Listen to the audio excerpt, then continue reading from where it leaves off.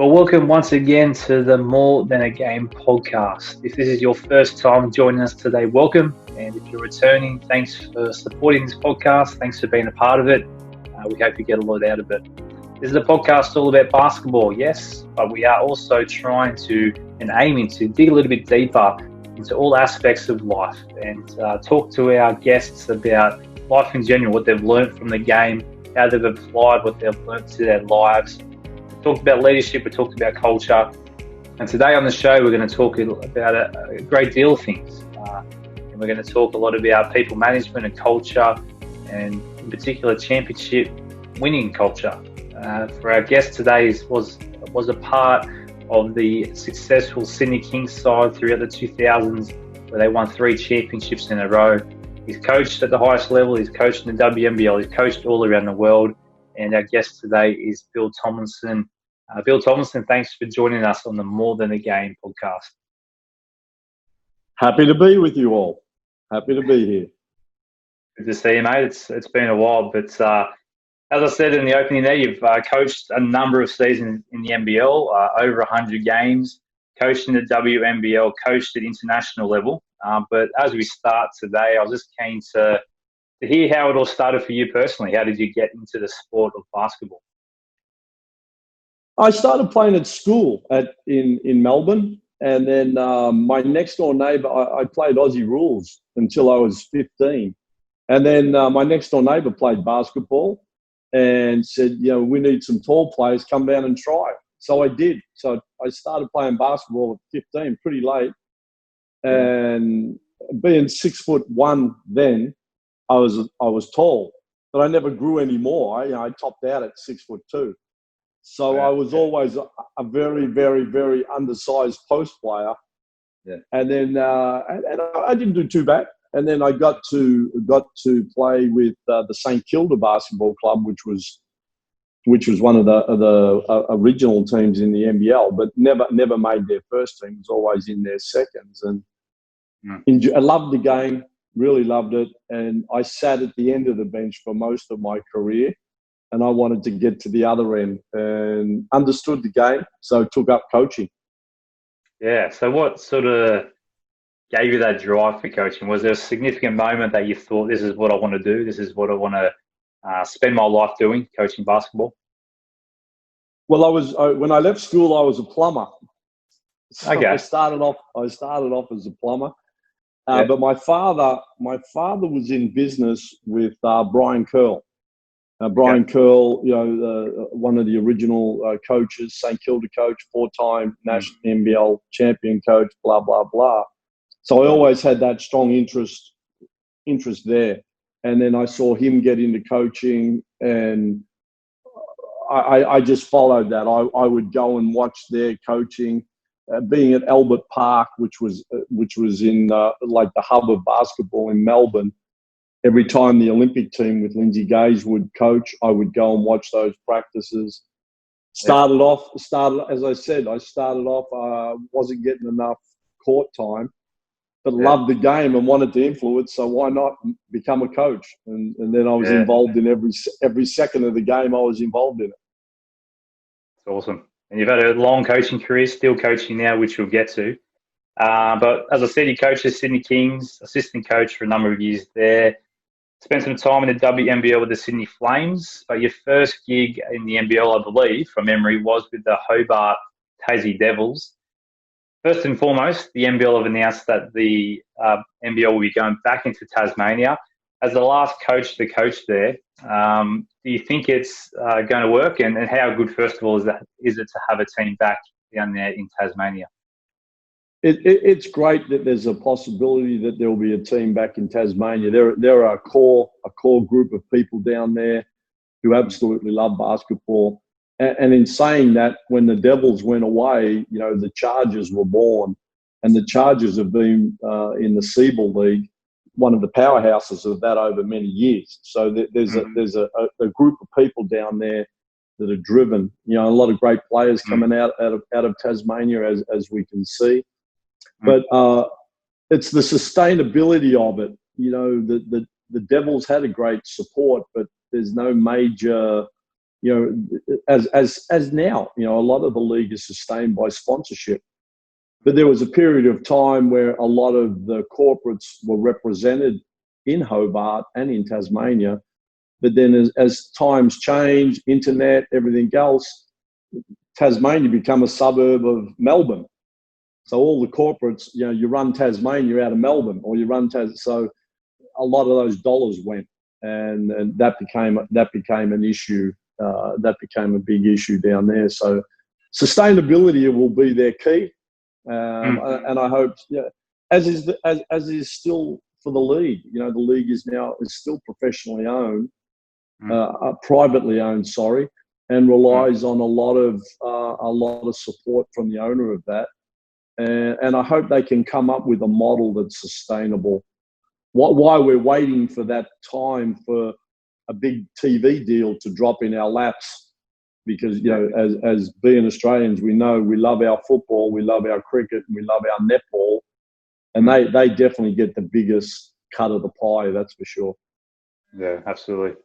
It's tough to sort of crack that market, but so far so good. Do you think it's going to work? Do you have hope that it's going to be a long-term thing? I do. I really do. I think, you know, once you have something and you lost it, it goes, then I think there'll be smarter heads around it this time. And, you know, are they going to come out and chase an NBL championship?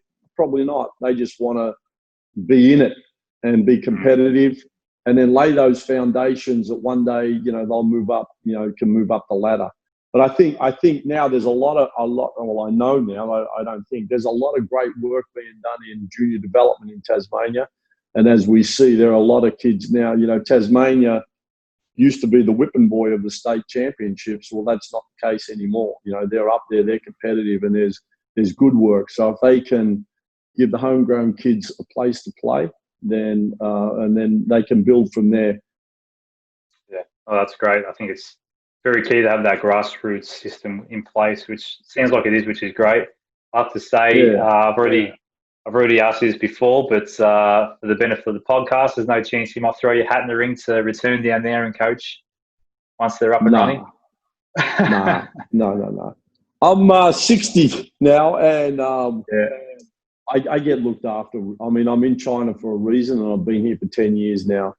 And I did a lot of that coaching, you know, the Sydney Kings and the Hobart Devils. You know, an owner goes over, or that unpredictability, and you miss 3 or 4 months pay here, and I've done that, and now I get looked after extremely well here in the job that I am. But my heart is still there. I will come back to, you know, Australia sooner than later, and I'll coach somewhere. But I don't sort of see it being in the NBL. It's a younger guys deal now, and it needs to be. It needs to promote younger coaches. I had my time. I won my championships. I won a championship in the Siebel with Bulleen. Moved down to Hobart, you know, did my best down there, gave my blood, sweat and tears, went to Sydney, WNBL championship there, and then had a wonderful experience with Gorge, winning 3 championships with the Kings. So, and you know, I don't want to sound greedy, but, you know, I'm getting looked after pretty well. And that's what you do. If you're a professional, that's what you do. You try to, you know, get those rewards and help your family. Absolutely, yeah. Well, fair enough, mate. We'll come to the Kings three-peat in just a moment, but just on so from Tassie, after that all finished up, and you mentioned, you know, the unpredictability of ownership and that, which we'll come to as well. You had a stint with the Sydney Flames, is that right? Directly after Yeah, I had a year. That was just a wonderful year. You know, devastation of Hobart going down. You know, a lot of work from not just myself, but by the, you know, Hobart, the community of Hobart. You know, we played 1 year virtually. I think the budget of the team was $150,000. Was like Anthony Stewart was working detailing cars at the local Mitsubishi car dealership, and then come to practice at night. You know, so you know, all the boys were working. It was nothing like it is now. And then that fell over. And then I got a phone call from Lorraine Landon, who we all know is a basketball icon in New South Wales in Australia. Said, "Hey, Bill, how would you like to, would you consider coaching in the WNBL?" Yeah, sure. I'll consider anything right now, assuming I don't have a job. Yeah, exactly. So they Carrie Grafford, I'm not sure if Carrie had moved. She was coaching the Flames at that point. I'm not sure if she'd moved over to the US to do the WNBA, but opened up a slot for me, and I come in there, and that was one of the easiest jobs as far as everybody on page. Wonderful players there, Rhonda Bates, Robin Marr, just Annie LaFleur, just legends of the game, already there and already locked in and knew how to win. And I probably got in their way a little. At times. But we had a great year. Went undefeated in the regular season, and then had a venue change where we had to go. We never played in the Whitlam Centre. We had to go and play a game out at the Whitlam Centre, which was bedlam on a Friday night, peak hour traffic. It just wasn't a good situation, and we lost to Adelaide. And then went on down to Adelaide to play the final. And God bless Alicia Poto. She come off the bench and she had like 14 points in 5 minutes, and we got to win that championship. So it was good. Yeah, that was a really good time. Enjoyed that time in Sydney. Great player Alicia Poto was, and not sure if she's still playing. She was playing up until recently up in the Waratah League in New South Wales, but great player. Just on the for young coaches that may be looking or watching or listening to the podcast, I spoke with Rob Beveridge for the first episode, and he was encouraging young coaches in terms of learning how to deal with people and people management, having a crack at coaching both men and women. If you're coming up through the ranks, how important do you think that experience was for you, having that experience of coaching, going from the NBL to the WNBL, or did you have that experience growing up where you coached both men and women, and the importance that is for young coaches coming through? Coaching the girls, it was easier in that the girls are more cooperative, and the bond. I don't know. I can't really say because that group was there before. I didn't really recruit that group. That group was already there. So, and they'd figured all that out. But to me, they were very coachable, and the egos were not in the way as far as with the men. The men are more, a lot more testosterone flying around, I guess, and it becomes a little bit. They were fun to coach, and I agree with what Bevo said.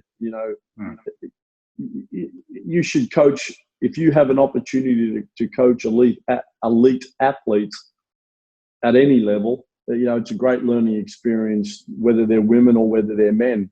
And I would thoroughly, agree with what he said. Yeah. In terms of just the question off the top of my head, people management. I heard in coaching it's so important to have that down pat. Like you look at the big coaches that have done so well. You had Wayne Bennett in the NRL, Sir Alex Ferguson's in the soccer. The word is that they're great managers, and they can get the best out of their players because they have that rapport and that relationship. How important is that from a basketball point of view, or in general, discovering that art of people management? When you get to that level, Sir Alex Ferguson, I remember I read his book, and it was like when he first come to Manchester, the story was Manchester were always in the pub by the afternoon having a few pints and playing pool. And then when he got there, he was like, I pay you, so I will tell you what to eat and I will tell you what to drink, or you can get on your bike and go somewhere else. Along those lines. But I mean, the great people managers in my career that I learned from was, Brett. Nothing really fazed Brett, and the same thing with being around Brett's father. That they were the same, and then Gorge just come in with a tremendous work ethic that everyone was into. He come to work every day. He put in the yards. he never played golf. When we were with, I don't know how to play golf. Gorge doesn't know how to play golf. We never golfed. It was always, we were there from dusk to dawn. And that work ethic then rubs off on your players. But you also, you're also the most funniest things you ever hear, it would come out of Gorge's mouth. Or he would do something and you would think, my God, what are you doing? So that human side, I think is very important. And Brett, I remember once when we just gone to the new, what do they call it then? The Olympic facility out there at Homebush. Now we just moved out there. Brett gets the idea he wants to have a Thanksgiving dinner. So he and I said, well, we got to go to a restaurant. He says, no, we're going to cook it. It's like, so he buys 11 frozen turkeys and brings them that morning, and we're going to have lunch that day. I said, they're frozen, man. So we got 12 turkeys sitting under the showers in the facility trying to, and then we set the smoke alarms off. So then the fire brigade comes. Oh, far out. And then the cooks from the venue who were there at that time, they come and say, what are you doing? Just give them to us. We cook them frozen. But people see that. People see that they really care about us. They tried to cook us Thanksgiving dinner. It's that human thing, I think, of how you get that respect. You're not just always barking at them, and it's not always put your foot here, do that there, look this way, breathe now, don't breathe. There's also that human side, and in my experience, the best that I've been around always have that. And I guess you see that from the great NBA coaches too. You see Greg Popovich coming out speaking openly about leadership of the country. That can only endear you to your players and to the people around you and show that great leadership. It's an earned thing, and you're damn right. You better be a good psychologist. Look at the NBA now. Look at the egos you would have to deal with in that. Are you a X's and O's guy, or are you a psychologist? You better be good at both. Yeah, you better be good at both. Yeah, and we've seen that with Phil Jackson. I mean, you no doubt watched The Last Dance. What a documentary series that was. Can you imagine having a player like Dennis Rodman on your team, trying to manage him? Yeah, I mean, what do? You lose your mind. You stamp. You just got to bite your tongue and hands in. Hey, Michael, go get Dennis. Exactly. Let's win the ring. That was an unbelievable series, and it just showed how driven. I'm biased because I'm a North Carolina fan, and I actually saw Michael. I was at the practice when Michael was a sophomore in his last year there, because I recruited Cecil Exum, played for me in Melbourne, and Cecil, it's a small world. Cecil Exum was at North Carolina the same time Michael was there, and I was recruiting Cecil to come and play for Australia, but I was actually at his practice, and you could just see athleticism, greatness, in them days. So I was a little biased, but how competitive he was. He was competitive at everything.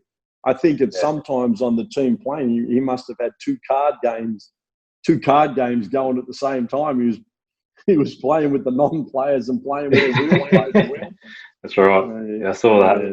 Very competitive guy. Just on that, I had this question lined up for Jason Smith, who we'll be talking to a bit later on. But just in terms of the way he was competitive, but that documentary really brought out the negative sides of that. And, sometimes he was referred to as a bully, and you saw that sort of characteristics in him to try and get the best out of his players.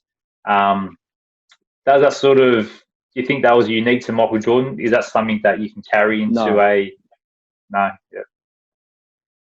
Like talking about Jason Smith, is he a bully? Or I wouldn't call him a bully in any way, but he had standards that you had to meet. So if you were at practice, and it wasn't bullying for the sake of being a bully. You know, some people just thought, well, I'm everything better than you. You know, if you didn't bring it, well, then Jason was in your face. You know, he's the first one that comes to mind with me in that regard. Yeah. You know, if you didn't look focused today, well, you would know. No problems. If he's got no, is that being bullied? No, that's reinforcing the standards of what the group really want. And you know, he wouldn't have a problem with you after practice, and I'm damn sure Michael would be the same. I mean, we saw Steve Kerr, you know, bullied by Michael Jordan, but if Steve Kerr was really bullied by Michael Jordan, maybe he wouldn't have been so, you know, hey, yeah, I know it, but in the end, the respect was there because he lifted to those standards of, well, this is what we need to do. And, you know, win 6 championships out of 6, if you don't have a standard of or a level of competition every day of what you need to achieve. But Jay was the one I thought that he was the one that kept that level. And then, you know, as you bring that up, that was real. There are other guys that acted like they were bigger, but they never walked it like Jason walked it. That's for sure. Yeah, and no doubt he was a great leader and captain to have around the group. No, Jason well, he would have been a great leader to lead in those, or more so the final 2 championships.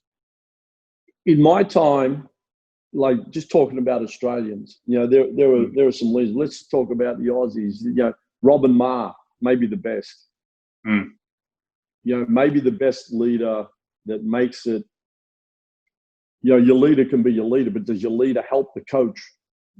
Robin Ma, no question. And then Jason Smith is the other one. You know, just as I said, walk the walk and, you know, talk the talk. It wasn't just talk; it was also the walk, and both of those two, and dealing with, you know, at the end of coming to the end of their time, you know, dealing with, you know, little injuries and things like that, but still producing and coming every day to get the job done. You know, those two in my mind, you know, one in the women, one in the men. Absolutely. Great leaders. And then the other, sorry, there's one more. So there was Chris Carrawell. Chris Carrawell was the other one. You know, injured a little bit. You know, not a superstar player, but a guy that come in and just did what you needed to have done. And then there was a time in Brisbane we were down. And it was like, it's over if we don't win this. And, you know, he comes in, little speech, little this, little that, and bang, we win that thing. You know, and Carrawell, you know, picked that time right and showed that. And it was another one that always had the right thing to say. You know, it was never personal. It was never talking about personal. It was always talking about team needs. Absolutely. And I think it's an important characteristic of a leader or a captain is about the team. It's not about themselves. So, yeah, it's very good. Yeah, definitely. Just before we go into the three-peat, which we want to touch on, but you got a crack at the Sydney Kings head coaching role, 98, 99 from memory. What an opportunity that would have been. How was that experience getting to coach a team as like the Sydney Kings with so much history? And, what was that like? Well, Sydney's a hard market, a really hard market. And at that time, Mike Wroblewski give me that opportunity. I hadn't put the team together. It was Alan Black's team. So we rode with that. A lot of young guys on that team. You know, and they were all good too, but inexperienced. And then on top of that, Shane Heal had returned. The import situation was a struggle with that. So not a really well put together team in regards of not blaming anybody. You know, anyone would take that young talent, Scott McGregor, Aaron Trahair, you know, Steve Whitehead. There was talent there, but it wasn't a good mix. And then the leadership in that wasn't good. Shane coming back from Europe. But no excuses. And myself, you know, at that time in my career, probably not ready to coach that group of people. You know, I did good I did well in Tasmania when I had lesser talent that I got to play as hard as they could. But dealing with the egos at that time in my career was probably not good. It wasn't like the Sydney Flames egos at all. And so we started off well, and then personal things. It was going into an Olympic year too, I think, at that time, 98. You know, Shane never had the ball. He was the two guard, and someone else was the point guard, and you know, it just didn't go well. And then we got into I coached that year, and then we had like 6 weeks, and because we flipped to the summer, so then in the summer, right. so sure. You know, wheeling and dealing with that. So I wouldn't say. You know, I enjoyed my time at the Kings, and I've always, you know, been a King, and my career shows that. But that was a difficult time there. I don't think the personalities were good at that point. Whereas we got it right. We got it right in that, you know, when we started that three-peat, you know, we got it right. We had the right heads, and that's what's important. Absolutely. Well, let's go to the three-peat then. You had couple of seasons there with Brett Brown, and you're good friends with him. And yeah, in that time, let's just touch on this. There was an unwanted tag or nickname, the Violet Crumbles, leading into the three-peat. Why do you think those teams, who are actually quite good teams when you reflect on it, Ed, Shane Hill, as you mentioned, James Smith, guys like Ben Melmoth, Derek, the names, Derek Williams, is it? Yeah. Derek. Oh yeah, no. Derek Moore. Sorry. Yeah, Derek Moore, Cedric Williams. Yeah. All those guys. So what was it that you just couldn't get across that final hurdle? You made playoffs, you made finals in that time with Brett Brown. Was there was it a psychological thing, or what was it that just couldn't get over that final hurdle? I still put it back on what it was. It's still the carryover from, you know, the wrong chemistry in the team. You know, Brett would go crazy. You know, we had talent. Ben Melmoth, Frank Drimick, you know, Shane Hill. You know, just didn't work. Just didn't work. I mean, Brett took over from me and probably spent $500,000 more than what I had, and won 3 more games in that first year. Yeah, sure. So you know, And it got better, but not good enough to win. Not good enough to win a championship. There was always hidden agendas, or people, you know, too much focused on other things than not about winning. You know, not about winning. And Brett suffered that, you know, no more than as we all had before. And you know, there's a lot of pressure in Sydney too. It's you know, the league won't win until Sydney wins. And, you know, Mike Wroblewski and his group had done extremely well financially out of basketball. Yeah. But then it started to turn. And, you know, Mike moved us out of the entertainment centre and took us out to, you know, a lot of pressure there to make it happen. A lot more expenses incurred, you know, a bigger circus, so to speak. You know, a bigger circus and needing more bums on seats. And we went away from our base. Our base was always, you know, Sutherland all the way around to the eastern suburbs.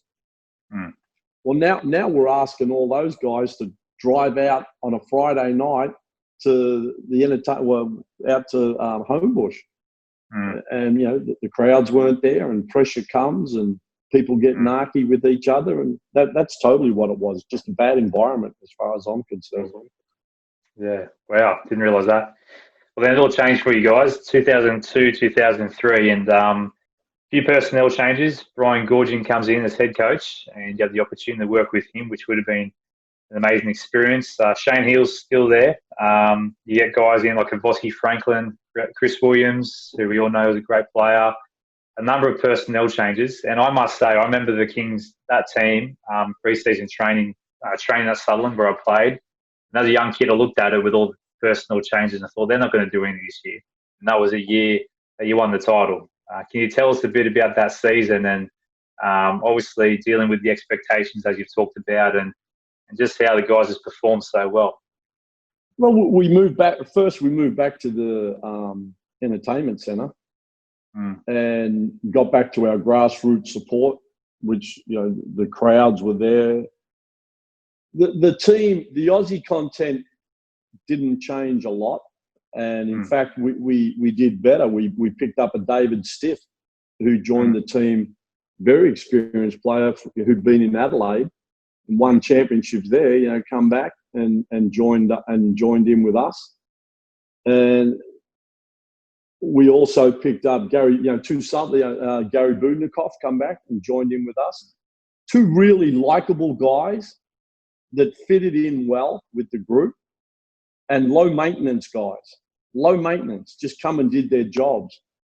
And then we got Chris Williams and Kavossi Franklin. And I remember we brought Chris out. You know, the club was going through another change, new ownership change. And Brett, we're dealing with receiverships and all this thing. And Brett paid for Chris Williams to come out and work out for us. And through my contact then, Sean Kelly, the agent in America, he agreed to that. And he come out, and where are we going to put him? So he stayed. He stayed on with a friend of mine in just near the airport.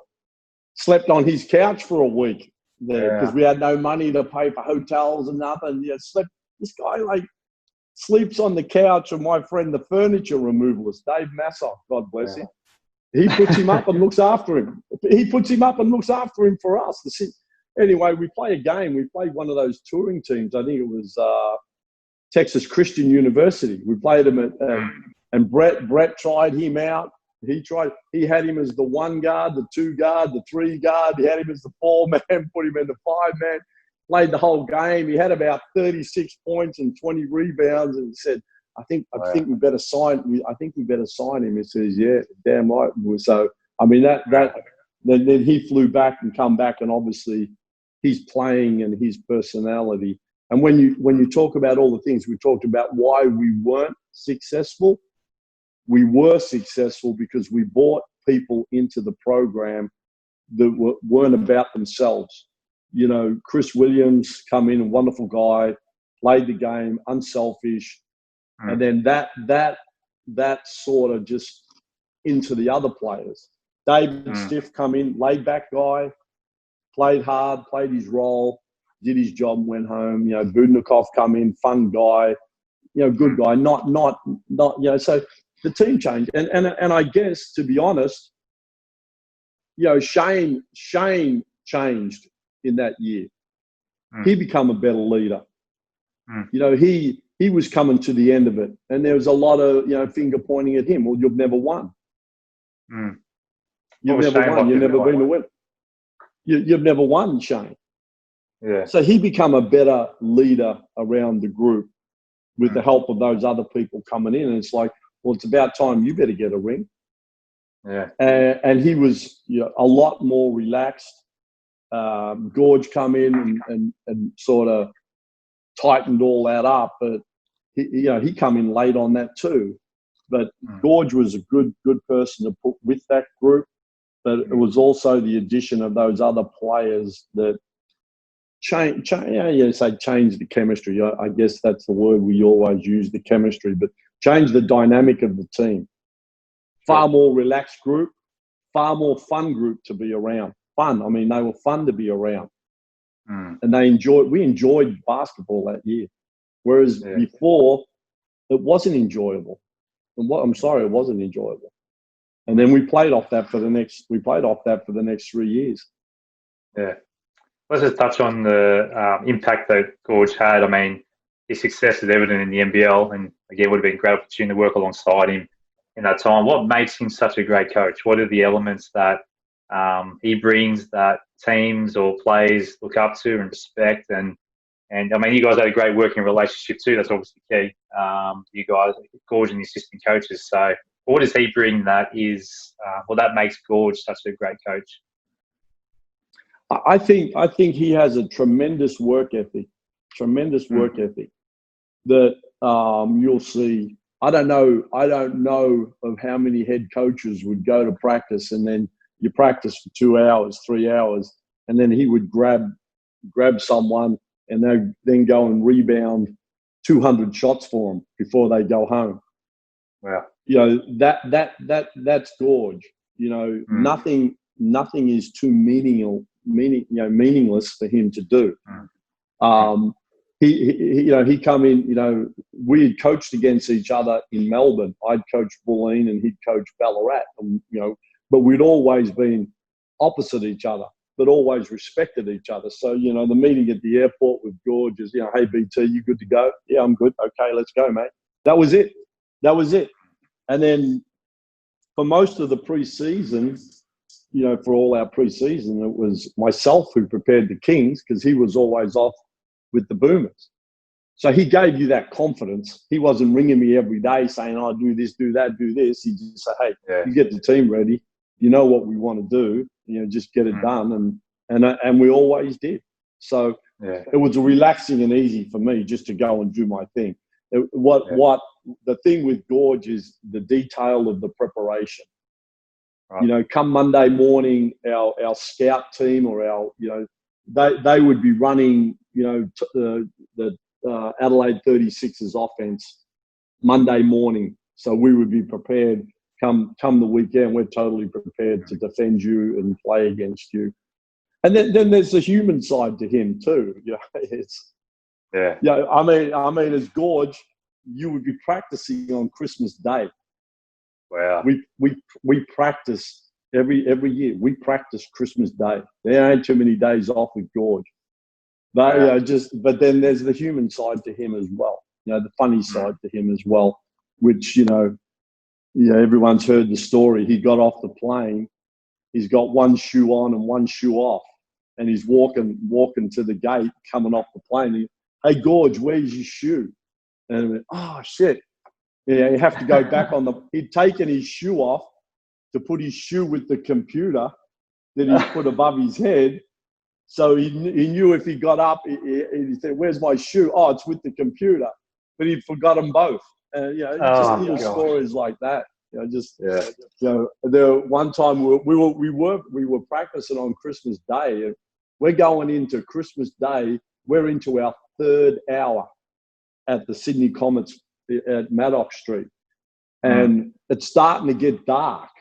And Matty Nielsen says to me, hey, coach, turn the lights on. It's getting dark. I said, Matty, we're going into 3 hours. I'm not going to turn the lights on. I want Gorge to think there's no lights here and it's too dark. If I turn the lights on, we're going to be here until New Year's Day. Exactly. Wow. Yeah, no, he's one, and he's still coaching now. You know, he's been in China for 10 years now, as I have, and still going around. It hasn't changed a bit. But I mean, I was fortunate enough to be around three guys in learning how to coach this game, and that was Brett's dad, Bob Brown, who come out to Sydney with us for a while, and I spent time with him in the US. You know, Brett is so clever and so quick. You know, the difference between, I wouldn't say preparation, but Brian was really good in getting ready to beat you, but Brett could just pull something out of his pocket in a heartbeat to get the job done, you know, like that. That's the difference between the two of them. But really fortunate to be around those guys at that time. Absolutely. Oh, mate, would have been a great experience to be with such great coaching. And we know Brett's now in the NBA with the Philadelphia 76ers, as you can see there on your shirt.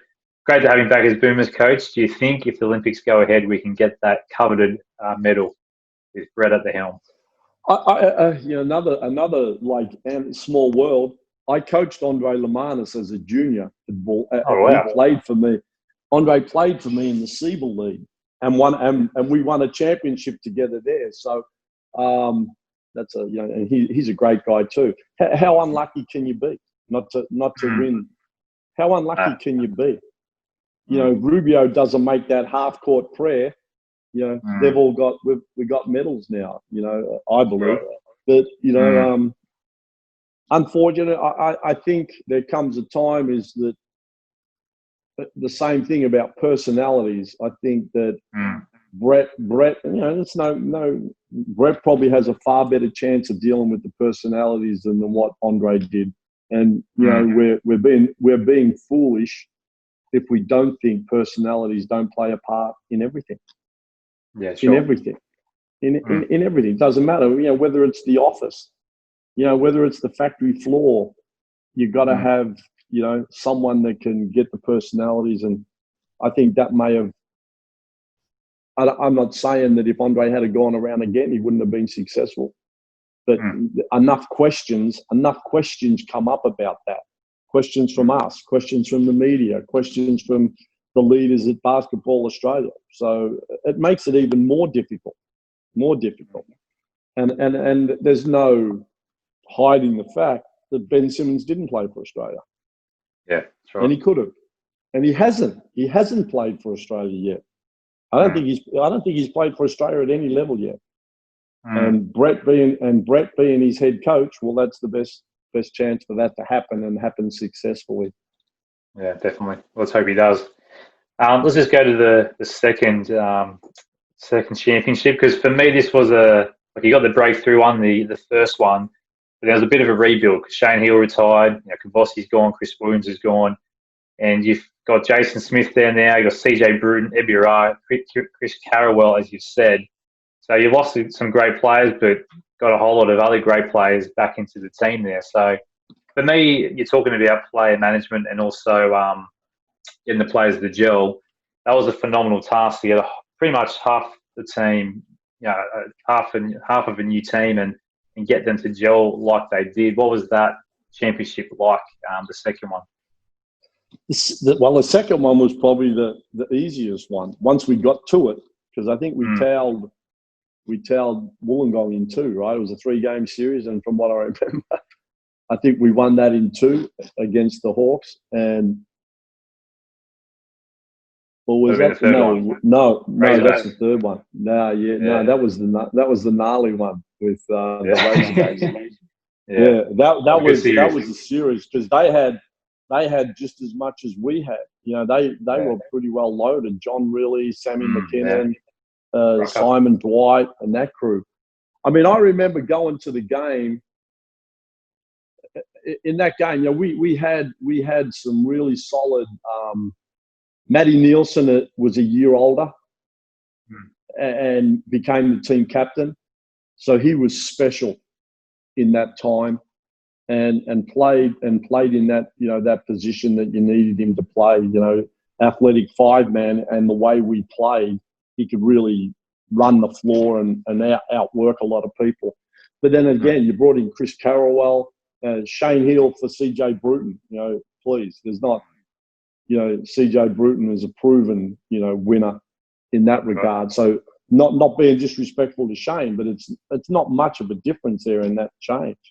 And then we get another young guy out of college, just out in Ebiara, who always had a smile on his face, always in a good mood, always something funny to say, but worked hard and did his job.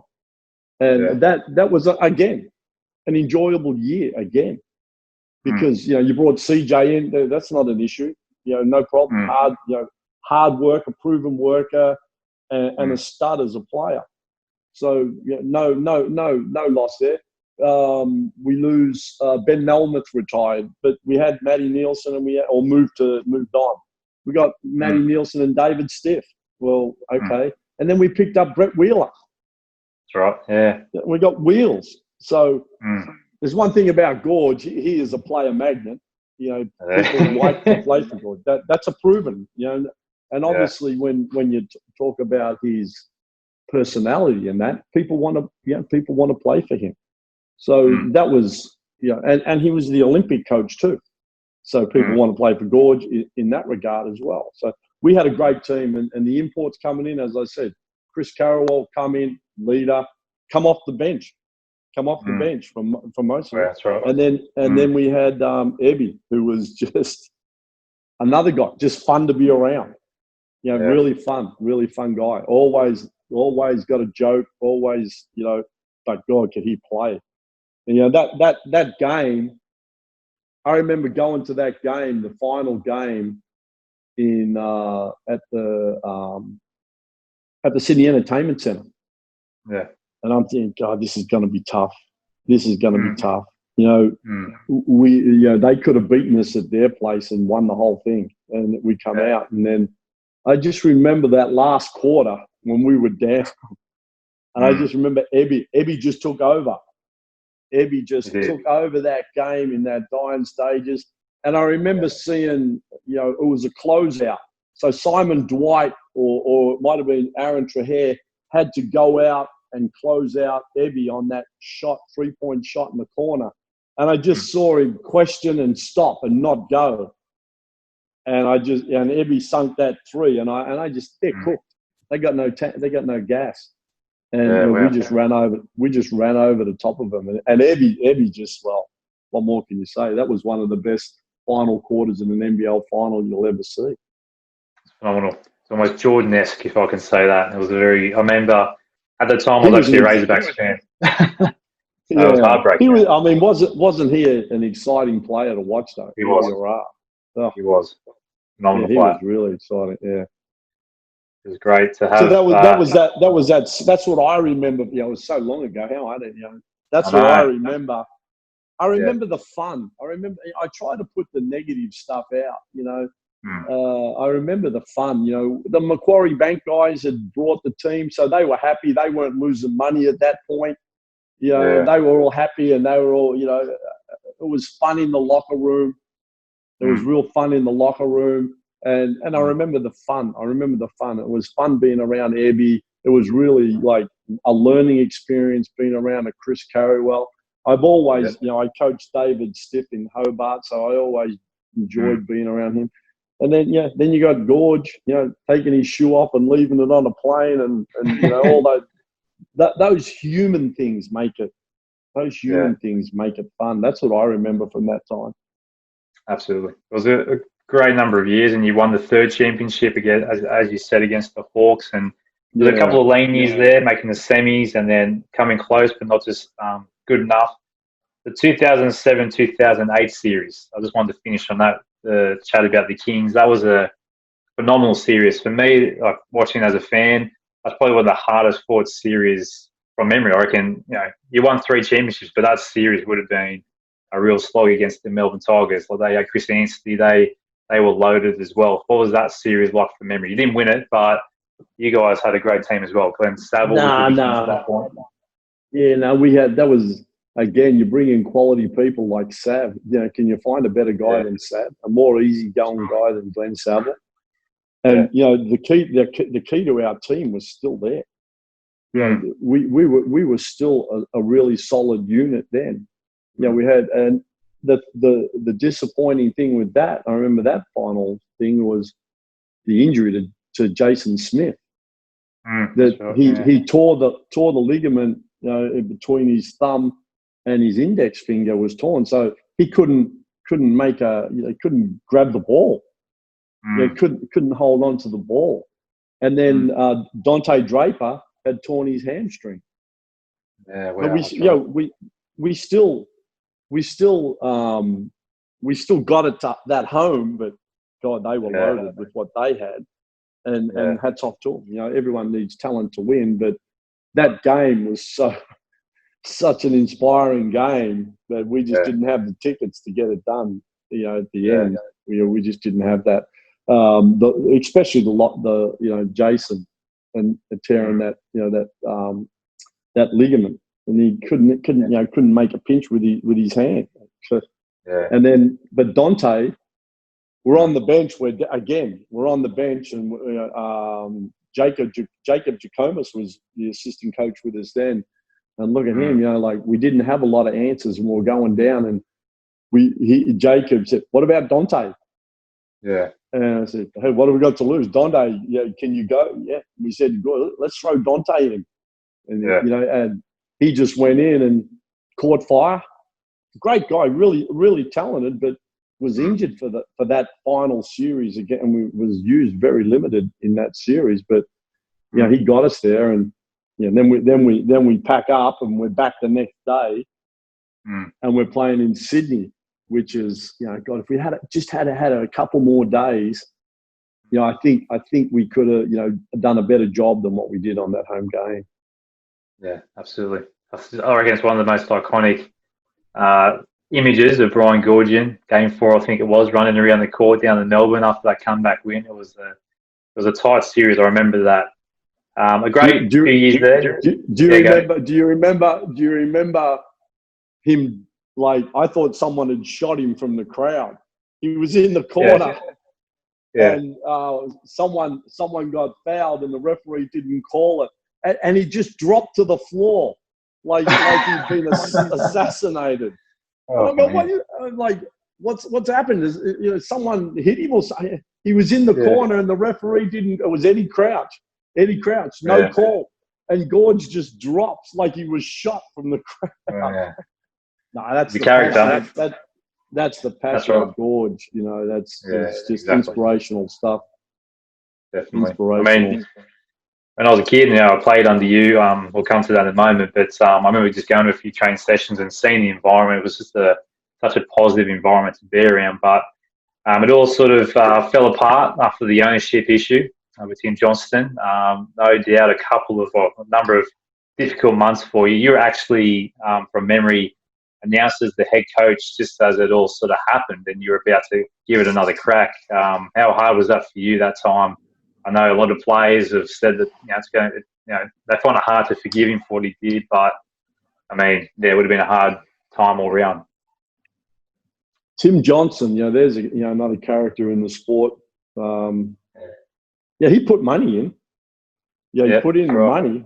He put the money in, but he never had a lot of it.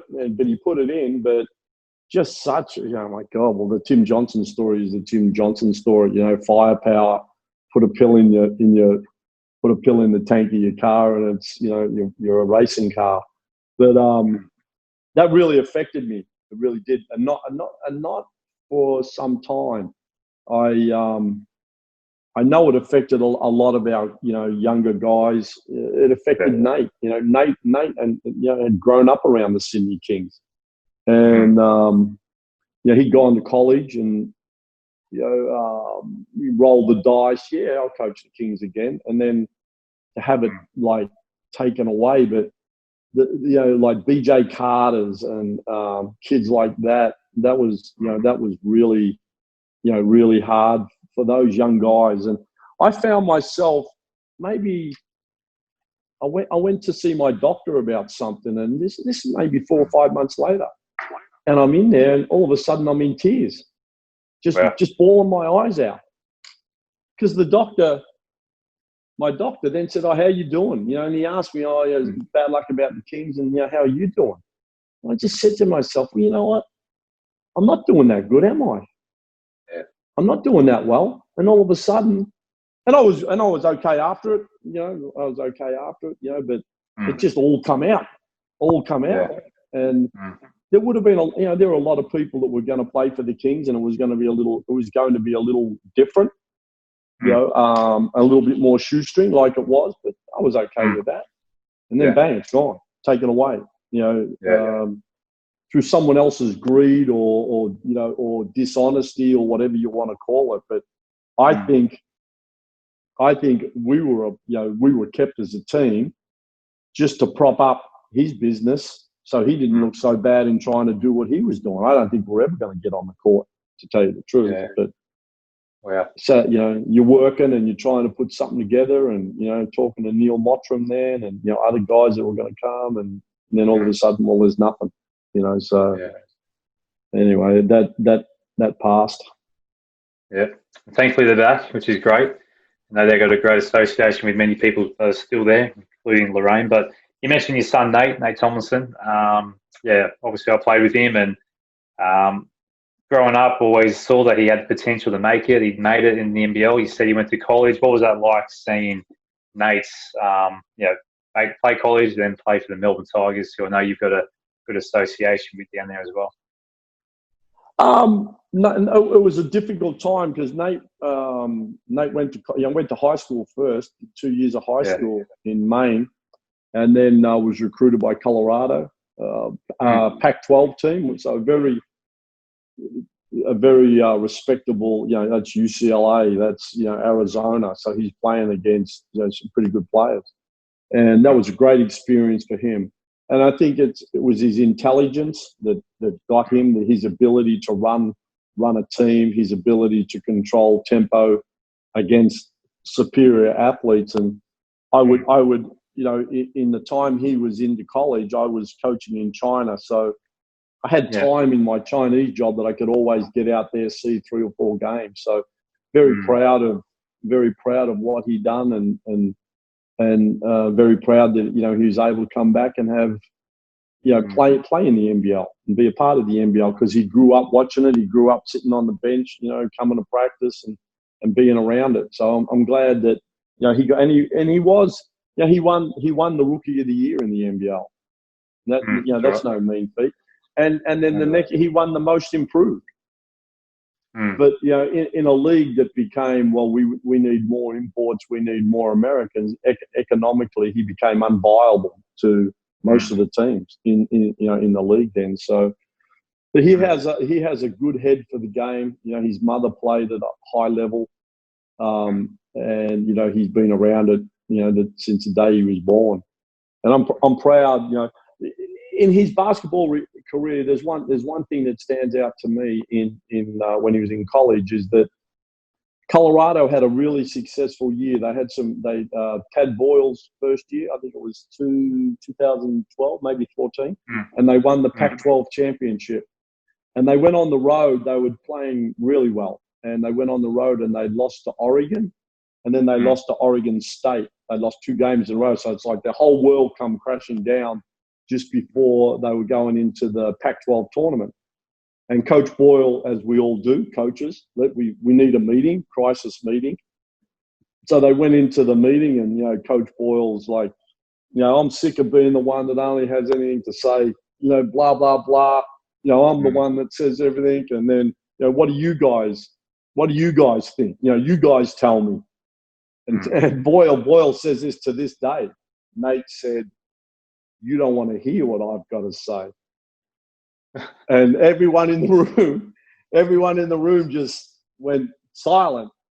And he goes, "Well, yes, Nate, we do. And he goes, "Well, okay then, I'll tell you what I think." And Coach Boyle said Nate went through every player and every coach on the team. Wow. Every player and every coach on the team. Yeah. Well, after that game, they won the Pac-12 championship and haven't won it since. And they went on and they got to the 3rd round of the NCAA, in that. And he said that was a defining moment for them. So I think, he's, I always found him to know the game, and he had good playing ability, but an unselfish player. He would be. He didn't shoot it enough, and never did in his NBL career. Had decent percentages, but never took enough shots. That always a pass first guy, always the guy you want in the locker room to be a leader. And to that day, he still stands for the same things. Same things. Yeah, and your daughter Demi did some obviously great things as well in basketball. But the reason I asked that question about Nate is because not many people would know this, but you actually coached Nate through juniors. Again, I was part of those teams back in the day. But one thing that people don't know about you is that in juggling those NBL commitments, you still had time to coach grassroots and put your effort in there. And nobody has probably a highlight in your coaching career to coach these young guys like Ben Kingista, who went on to play college basketball. Ben Weatherby's the same. Even Josh Dunker, you had there for a while. He's now playing professionally. How satisfying would it be from you, and I know for Colin, who you coached with, the late Colin Hodge, God rest his soul. But, what was that like to get that? Or is that a highlight in your career, seeing the growth of these players and see them go on to play the level that they did? It's one of the most important things. I still, on Facebook, thank God for Facebook. I know, Josh Doinker has semi-retired and he lives in Maui in Hawaii and has a great life. But it's played all over the world. Ben Weatherby's doing well, getting married next year in Canada, and had his and played in his college. Lockie Armfield, is doing really well. Colin's young son played baseball more so than basketball, but all those kids, kids I enjoy. Yourself, but sometimes I cringe at God. How intense was I? Those kids, those poor kids, kids. But I loved it, and then I get to a point. How far can I coach Nate? Because he has his own personality. So I got to, I think, under 16s, and then I handballed it to Colin. Here, you be the head coach, and I'll help you now. And I think Colin was a far less intense guy than I was, and but I sometimes I cringe at, oh God, did I do that? Did I speak to him like that? I wasn't. What I was as a professional coach is what I brought to those kids. Maybe that was good, or maybe that wasn't so good. I don't know, but I love that time. I cherish that time. And you know what? When I'm done doing this for getting paid, I'll be doing it again somewhere else, in Australia, because someone took the time to do that for me. Sure. More so. Some school teacher, some guy who is a volunteer took the time to give up his time for me, and I will certainly return that as long as I can stand on my legs, and probably be sitting on the sidelines doing it anyway if I can't walk anymore. But I really believe strong about those things. Absolutely. Well, we're running out of time, but just couple of quick questions on coaching as well. You mentioned how you cringe. I remember the Southern Sharks teams that you were coaching, they're always teams you want to get on. I missed out at under 16 level, and I couldn't believe it. And I was like, I've got to make this team. But eventually made it under 18s. And our first game, I think it was, I took a shot early in the offense, my first shot, and I got taken off straight away. And it was the start of me at the time realising that there's a basketball IQ behind the game. And you mentioned this with Nate. And, even though it took me a while to get my head around it, looking back on my time playing the sport, I wish I had that understanding as a kid coming through. I would have probably done a bit better than I did, because just understanding when it's the right shot to take, or when you need to pass, that sort of thing. These sort of things, are they, when we're talking about basketball IQ, is it something that you're just born with, or is it something that you can develop and learn? Can you coach that to a kid coming through, or somebody, or is it something that they just need to have? No, you know what, Dan? It was me being more of an arrogant coach. Honestly, this is honest. Yeah. Who overthought the game at that point. Sure. Honestly, I'm probably saying, you should have thrown the ball into the big guy we had, Smith. What was his name? Ryan Smith. Yeah. Ryan Smith, who would have taken a contested 2 and probably missed it, where you probably took an open 3, which is now how I coach now. That's what I encourage. Kick the ball up, you open, shoot it, because the game has changed. The game has changed. The game has totally changed. So, they're some things that I cringe about at that time. And I have this thing on my, here, I'll show you this and hopefully you can see it. Any, can you read that? Yeah. I'll read it to you. It says, any fool can make something complicated. It takes a genius to keep it simple. And that's by Woody Guthrie. And that's what we always got to check ourselves with. Now, I've coached at the highest level. Now I'm coaching university kids at here at this college. And they're like professionals here too. But I've got to check myself all the time. Keep it simple. Keep it enjoyable. Don't overcoach it.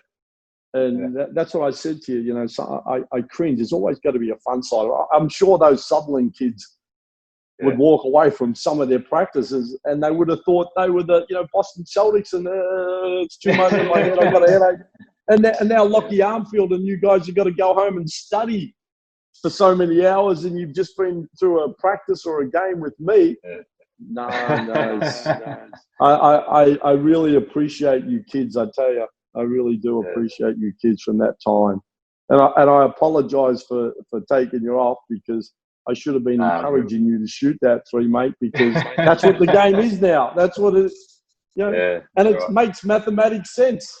It even works out mathematically. But anyway, I should have been yelling at Ryan, get the rebound. Get Daniel's rebound. Get a rebound. All good, mate. Great time. It was fun. They were. And they taught me a lot about the game. It was a great experience. Yeah. Hopefully we can catch up and have a coffee. But I just want to say something, about the ministry in sport, which I believe you're a part of. That's been really important to me. When I was in Hobart, I had that with I don't know if you know the guy called Noel Mundy. Noel Mundy come as in that Ministers in Sport sort of program, and was really good for me around that difficult time. God, we won 6 games one year, and then the whole thing bellies up, but it was a great time. But it's good to have someone who's not an expert on basketball, who isn't, who isn't coming at me like that. And then the other one was Gary Speckman. Gary Speckman, with Sydney Kings. I've always put my hand up and said, we need these. Maybe that would have helped you if with me. You got the coach telling you not to shoot the three and take it out. But if you got someone, it's a part of life. I think you guys are so valuable for people. And what you do, and you give up your time and your effort. And I'm all thumbs up for that, man. And I think I know that there is an important role to play there for someone that's unbiased, and comes in and just looks at it from a different angle than the coach who wants to win everything at every cost. Yeah, absolutely. That's well said, mate. Yeah, the sports chaplains do a great job, and I know Gary really well. So you'd be chuffed to hear that. But just finally, in terms of China, you are over there now. I was hoping to spend a bit more time on this, but you've been there for the last 10 years. Just quickly, what's the difference between coaching in China and Australia? I know when you first got there, it was a bit of a culture shock to see how they coached and they trained trained over there. So what's it been like? You obviously enjoying it. Maturity, yeah, for sure. Maturity of I say maturity of the country. So that all goes down into everything. But maturity of the players, education is important. They are nowhere near. There are a lot of coaches here and a lot of different levels, but a lot of it is not earned positions. A lot of it is who you know and not you know. A lot of overtraining and fatigue. But you only have to look at the difference when you see Australia play against China. That the Australian kids know how to play the game far better than what the Chinese do. But the Chinese will put in thousands of more hours of preparation. It's when I was with the Chinese women, it's 2 a day, 2 practices a day. Well, the Australian women never get to do that. They do that for 4 years, every summer for 4 years. So 3 months every year they're there. Then they go back to their club teams and continue to do the same thing. So it's just a different, totally different mentality. But China's been good to me, and it's frustrating, and then it's good. It's rewarding as well. And I took this team over. We were ranked 200th in the country, and now we're in the top 8 in the country. So that's been rewarding. That's been rewarding, and a lot of hard work and a lot of a few tears. People aren't up to what we need, so they've got to move on. But it's a country that if it gets it right, if it can get it right, it will be awesome. But I just don't know if it can. It just defeats itself all the time. Sure. Interesting, mate. But yeah, you've had a great career, great success, NBL, WNBL, now in China. But thank you for joining us today, Bill. It's been a great chat, and all the best with everything over there, mate. Appreciate it. My pleasure, and anytime, Dan. Anytime, my pleasure. Awesome. Thank you.